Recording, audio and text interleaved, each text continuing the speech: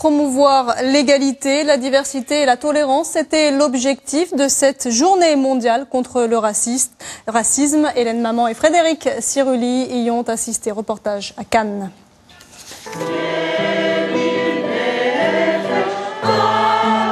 Un des chants sacrés du Shabbat, chanté non pas à la synagogue, mais au sein d'une église. Voilà un bon début pour parler tolérance et paix entre les religions. 5 dignitaires religieux ont présenté les fondements de leur propre religion avant d'évoquer leurs points communs. Musulmans, juifs, protestants et catholiques se sont montrés unis face au racisme religieux qui émergerait selon eux et qu'ils veulent combattre.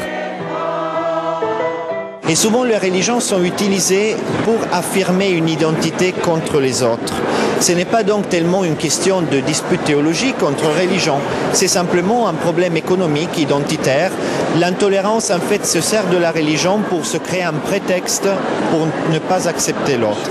Les milliers, voire les millions de personnes qui meurent et qui sont mortes à travers le monde sont mortes également par rapport à des extrémismes, à des conflits ethniques. Contre les dogmatismes aveugles et têtus qui divisent et peuvent être cruels, et pour une écoute réciproque et bienveillante, une acceptation de l'autre dans son intégrité. C'est pas de la tolérance, c'est beaucoup plus que de la tolérance. Parce que la tolérance, je te tolère, mais je suis quand même mieux que toi. C'est beaucoup plus c'est plus que du respect encore. C'est vraiment de la fraternité, cette fraternité qu'on a perdue et qu'on doit retrouver.